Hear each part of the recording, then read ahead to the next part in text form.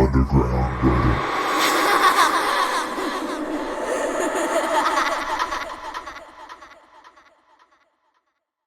I am feeling on edge. I thought long and hard before posting those first files, and now I'm starting to think it might not have been such a good idea. I don't mean because of the response. You've all been amazing. A bunch of people have been messaging me with suggestions of things to look into, and many more have reached out to ask me if I'm doing okay. And I am doing okay. I think. It's just that. Well, it's just that I'm getting paranoid. Just a little. Last night my doorbell rang quite late in the evening, but when I went to answer it there was no one out there. No sign of anyone at all. My phone has rung a couple of times with an unknown caller ID, too. I ignored it the first time, but the second time I picked it up. There was just silence on the other end, and then the line went dead. I'm probably overreacting. I'm sure I am. That's what I keep telling myself, anyway, but there's this little nagging part of my mind that isn't quite so convinced. A small voice, telling me to watch my back. But enough about that. It's probably nothing, anyway. The reason we're all here is to get to the bottom of these files.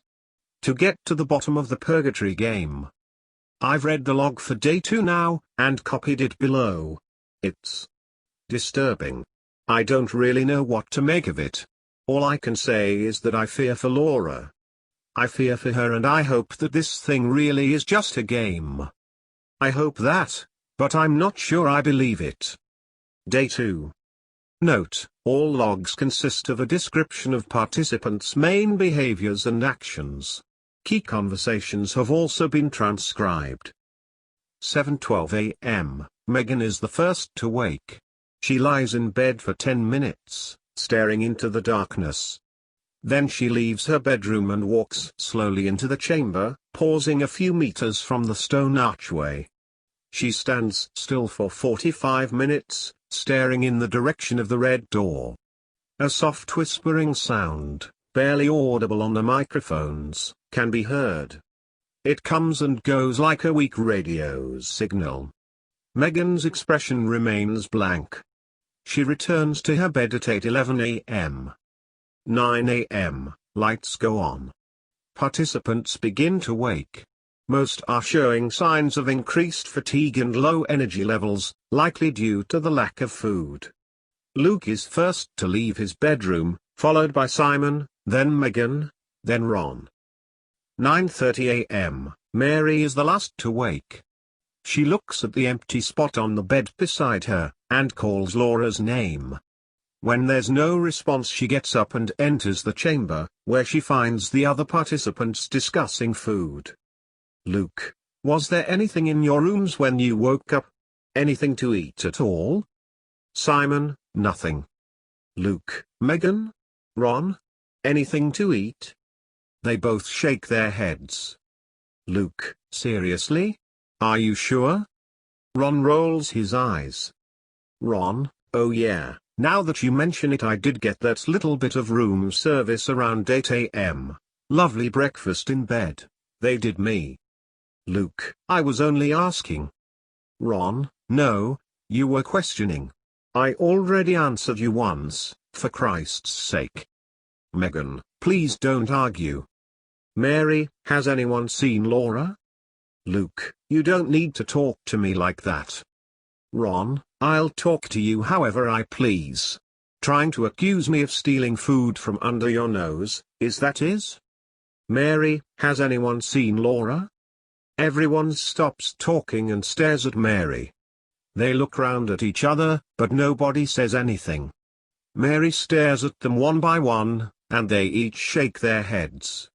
The room quickly descends into confusion, and eventually panic. 10 a.m., participants split up and search the bunker, going room to room. 10:30 a.m., they meet back in the chamber, standing in a group a little way away from the red door. Discussing what might have happened to Laura. Mary, she was sleeping next to me on the bed. When I got in and lay down next to her, I could tell she was sleeping, because of her breathing. Simon, did you hear anything in the night? Mary, nothing, I was out cold. She was gone when I woke up. Simon, did anyone hear anything? There's a long pause while everyone looks round at each other. The fear and anxiety in the group is obvious. It's Ron who finally breaks the silence. Ron, I might have heard something. I don't know. To be honest, I thought it was just a dream. A nightmare. But now I'm not. Simon, what did you hear? Ron, it's nothing. Mary, come on, Ron. It might be important. Ron, okay, well. I thought I heard screaming. At least something that sounded like screaming. In the middle of the night. This must have been. I heard it a long way off, in the distance.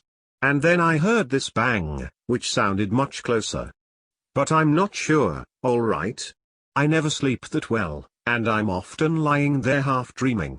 Sometimes I struggle to tell what was in my head and what was real, you know? Mary, but you might have heard a banging sound? As in, the sound of a door slamming?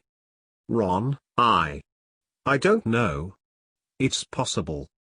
Simon, well, did anyone else hear anything? Luke shakes his head, but Megan looks down at the ground. After a moment she looks away from the group, in the direction of the red door. Mary, Megan? Did you hear something? Megan, no, I don't think so. Simon, is it no, or you don't think so? Megan, no, it was a dream. I'm pretty sure it was just a dream. Mary, you can tell us, sweetheart. It's better to say, just in case. Megan is silent for a while longer. Simon looks like he's about to say something, but Mary holds out a hand to stop him. Eventually Megan speaks. Megan, I dreamed. Well, I thought I dreamed that I was in this room. That I was standing in this room, in the darkness. I couldn't see it, but I knew that door was somewhere up in front of me. And everything was quiet, right? Everything was completely silent. Only. Luke, only what? Megan, only after a while, I began to hear a noise. It was really soft at first, too low to make out. Like this low hiss. But after a while it got a little louder, and then... well, then it started to sound more like a whisper. Like a voice, or maybe a jumble of different voices, all whispering together. It sounded like it was coming from the red door. Simon, this is ridiculous. Mary, what was the voice? Could you hear what it was saying? Megan, I couldn't make out the words, no. But... well, I think one of the voices might have been Laura's, and I. Simon, for God's sake, that's enough. We're wasting time here. Mary, Simon, don't. Simon, no, I've had enough. I've heard enough. Ron didn't hear any fucking door slamming, and Megan didn't hear any whispers. They were just dreams, okay? Dreams. I know what you're getting at, Mary, but Laura didn't go through that red door, because there's nothing on the other side of it. It's just a freestanding door in an archway. You can see there's nothing on the other side of it, for Christ's sake. Mary, Simon, you need to calm down. Simon, don't tell me what I need to do, Mary. Megan, please stop it. Luke, he's right, though. There can't be anything on the other side of the door that's in the middle of the room. It's ridiculous. Ron, if it's so ridiculous, why don't you go ahead and open? Eh? Why don't you open that door up right now and prove just how ridiculous it is? Megan, please stop. Luke, why don't you open it? Ron, don't you bloody backchat me, young man. I'm not too old to teach you a thing or two about manners. Mary, that's enough. This is what they want, okay? You're giving them exactly what they fucking want. Luke and Ron stop and look round at Mary, who is red in the face. After a moment she walks quickly back to the Laura's room, then goes into her own bedroom. She returns moments later with two different copies of the rules, hers and Laura's. Mary holds them out, pointing at the numbers 4 and 5. Mary, look, see? Exactly the same. Number 4. The door will only lead back to Earth for the last person who opens it. Number 5. Don't open the door unless you're the last one to do so. And then at the bottom, it says, only you have been told about rules number 4 and number 5. They told each of us we were getting extra information, but they've given us all the same piece of paper. They're messing with us, don't you understand? They don't want us working together. They want us to get at each other's throats. There is a long, awkward silence among the group. Mary is breathing heavily, staring round at everyone. The others appear to be a mixture of embarrassed and confused as they process what Mary has just said. It's Simon who eventually speaks next. Simon, look, I'm sorry, Mary. I'm sorry for getting angry before. You're right, too, we should be working together on this. Ron, so why don't we just open the door together now, then? Why don't we just get it over with? Megan, I don't want to open that door. I think something bad might happen. Simon, look, don't worry about the door for now. It might be part of their messed up game, but it doesn't go anywhere. We can see it doesn't go anywhere. We need to find the real way out of here. Ron, and how are we going to do that, exactly? Any ideas? Simon, I might have one. Simon looks up at the ceiling of the chamber, in the direction of the light source at the very top. The others follow his gaze.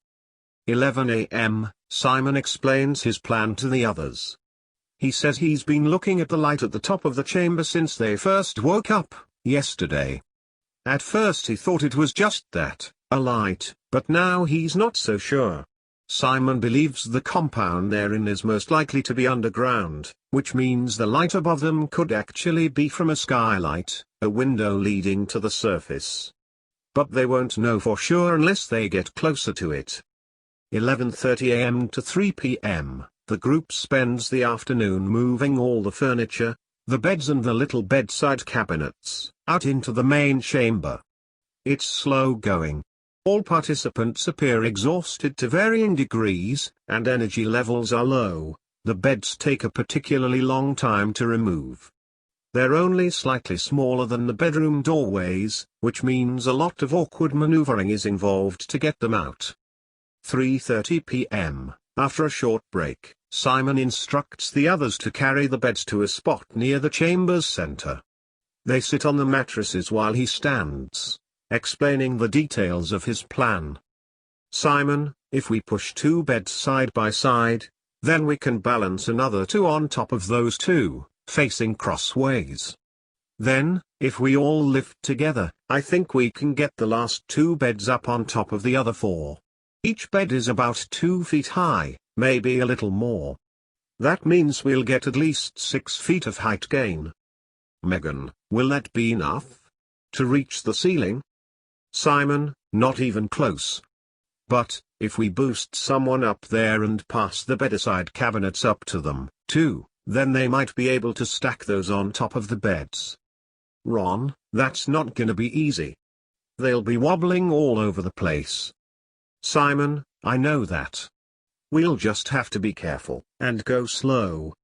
Unless you have another idea? Ron opens his mouth to say something, then closes it again. Simon, okay then. It's going to be dangerous up there, so I think the best way to do this is to draw straws. Or at least something like that, whatever we can find around here. I don't. Luke, no need. I'll go. Simon, what? Luke, I said I'll go. I'm the tallest here. And no offense, but I'm probably quite a bit lighter than you and Ron. It'll be easier for me to balance, and I'll have a better chance of reaching the ceiling. Mary, Luke, you don't have to do that, you know. We can. Luke, no, It's okay. I want to go. Really? I want to do something. There's a pause while the group stares at Luke. Eventually Simon nods, once. Simon, okay then. 4 p.m. The participants gets to work. They push 2 beds together a few meters from the stone archway, and then lift another 2 beds and balance those on top of the first bear. It takes a bit of shuffling and swearing, but they get there in the end. The participants seem different to how they were earlier in the day. They're more focused, and more determined. Having a task to work on has made them temporarily forget their own fatigue and anxieties. 4:45 p.m. The group move the last 2 beds into place. This is the hardest part so far, and it takes them a couple of attempts. In the end Simon, Luke, Ron and Mary all take a corner each and lift the bed over their heads, while Megan stands back and directs them. By the time the last bed is in place they're all red-faced and sweating, but satisfied. Ron pats Luke on the shoulder before shuffling away to sit with his back against the chamber wall, breathing deeply. 5:20 p.m., Simon links his hands together and boosts Luke up onto the beds. Luke stays on all fours for a moment, testing the stability of the stack. He slowly stands. Simon, can you see anything? What does it look like? Luke, I'm not sure. It's still a bit too far away. I can see light, and well, it could be glass that it's shining through. I need to get closer. 5:45 p.m. The group pass the bedside cabinets up to Luke. He crouches by the edge of the mattress and grabs them one by one, positioning them near the center of the beds. Simon, how are you thinking of doing it? Luke, I'm going to try a pyramid shape. 3 on their sides together, then 2 on top of those, and then 1 right on top. Then I can climb it like steps. Mary, be careful. Luke. 6 p.m., as Luke begins arranging the cabinets, the group spreads out across the chamber, looking up at him. Simon remains by the stack of beds with his hands held out in preparation, should anything go wrong. Mary and Ron are by the chamber's wall. And Megan, without realizing it, is standing close to the red door. Luke, okay, I've got the first 2 rows in place.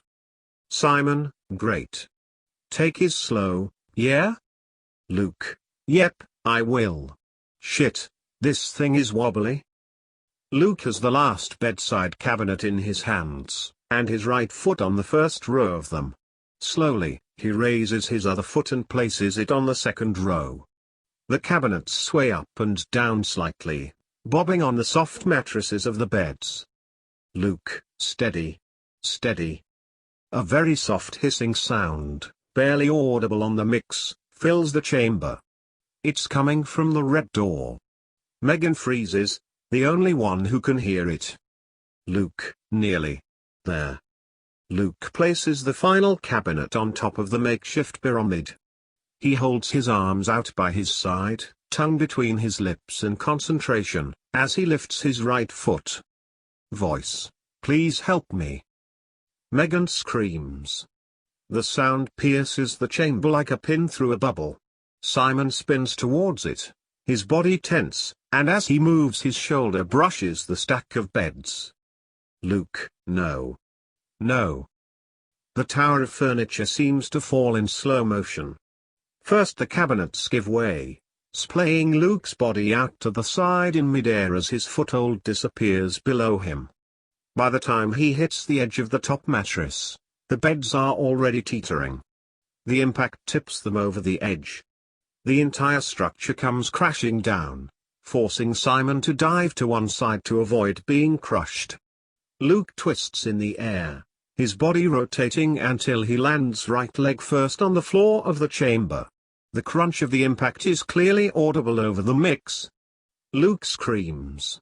As he twists and rolls on the floor in agony, a shattered spear of bone can be seen jutting through the skin of his right leg. 6:30 p.m., chaos. Megan has backed away from the stone archway and is screaming over and over again, Simon is yelling at her, furious. Ron looks shell-shocked. Mary is tending to Luke, elevating his ankle and trying to stop the bleeding while he moans in pain. Simon, you stupid fucking bitch, look what you did. For fuck's sake, you could have killed me. Megan, Laura, I heard Laura. Laura's in the door, she's in the door. Simon, there's no one in the fucking door. Simon walks quickly over to where Mary is tending to Luke on the chamber floor. He crouches next to them. Simon, Luke, what did you see up there? Tell me what you saw. Mary, Simon, not now. Simon, tell me what you saw, for fuck's sake. Luke opens his mouth, but the only thing to escape is another moan. Simon stands up and turns away in disgust. He picks up the closest bedside cabinet. Simon, fuck. Simon throws the cabinet at the wall, where it smashes apart. He storms out of the chamber into one of the bedrooms and slams the door behind him. 7 p.m. Luke's moans have quietened, and his bleeding has slowed. Ron moves over to Megan, who is still crying, and puts an arm around her shoulders. 8 p.m. Ron slowly starts to right some of the beds. Megan eventually begins to help him. 8:30 p.m., Mary, Ron and Megan lift Luke onto a bed. Once he's in position, his eyes flicker open. When he speaks, his voice is weak, and he pauses between words. But everyone hears him clearly enough. Luke, there's nothing up there. I saw it. Just before I fell. It's just a light. Like in our rooms. Mary, SHH. Rest now. Luke, nothing. 8:45 p.m., Mary tells the others they should all sleep in the chamber, together, tonight. Everyone agrees. 9 p.m., lights go out. Megan, I'm sorry, Mary. I'm so sorry. I heard her voice. I know I heard her voice. Mary, SHH, it's okay, sweetheart. I believe you. Try to get some rest. 9:30 p.m. to 11 p.m., participants fall asleep, one by one. 11:30 p.m., a soft hiss fills the chamber, coming from the red door. Nobody is awake to hear it. The noise shifts and changes, eventually sounding more like a jumbled whisper. Finally, a single voice can be heard. Laura's. Laura, help me, help me, help me, help me, help me.